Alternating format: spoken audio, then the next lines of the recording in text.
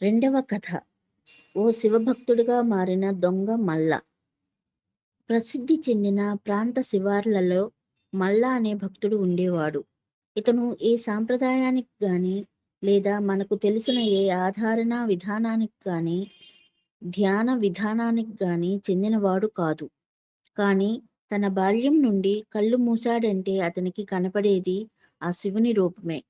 బహుశా అతనికి భక్తుడనే పదం సరిపోదేమో. అతనిలా కొన్ని లక్షల మంది ఉన్నారు. వాళ్ళందరూ శివుని బందీలు.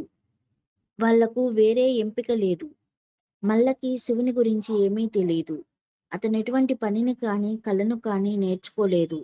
ఎవరినైనా ఆపి తమ దగ్గర నుండి తనకు కావాల్సింది తీసుకోవటం తప్పని అతనికెప్పుడూ అనిపించలేదు. కాబట్టి అతను సరిగ్గా అదే చేస్తుండేవాడు. అందరూ అతనిపై బందిపోటు అని ముద్ర వేస్తారు. ప్రజలకున్న ఏకైక మార్గంలో అతను నిత్యం బందిపోటు దొంగతనాలకు పాల్పడుతూ ఉండేవాడు. అందరూ అతన్ని శపించేవారు.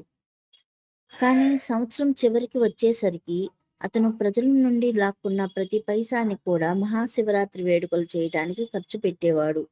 ఓ పెద్ద వేడుక చేసేవాడు. కాబట్టి కొన్ని సంవత్సరాలు గడిచాక అందరూ ఆయన్ని గొప్ప భక్తుడిగా గుర్తించి ఆయనకు స్వచ్ఛందంగా చందాలు ఇవ్వటం మొదలు పెడతారు. ఎవరైతే స్వచ్ఛందంగా ఇవ్వటానికి ముందుకు రారో వాళ్ళని ఇచ్చేలా బలవంతం చేయటంలో తప్పేమీ లేదనుకుంటాడు మల్ల. కొన్ని సంవత్సరాల తర్వాత అన్నదమ్ములైన ఇద్దరు యోగులు ఆ దారిన వస్తారు. గొప్ప భక్తుడైన బందిపోటు దొంగ మల్లను చూస్తారు.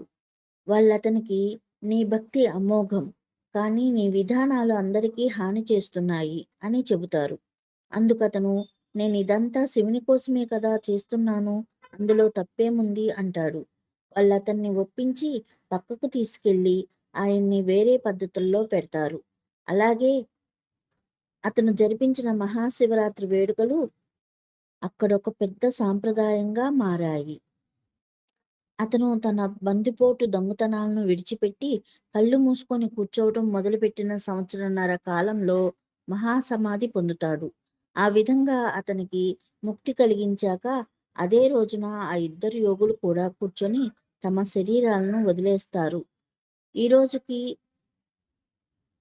కూడా కబిని నది తీరాన వారి కోసం కట్టిన మల్లన మూలై అనే గుడి ఉంటుంది.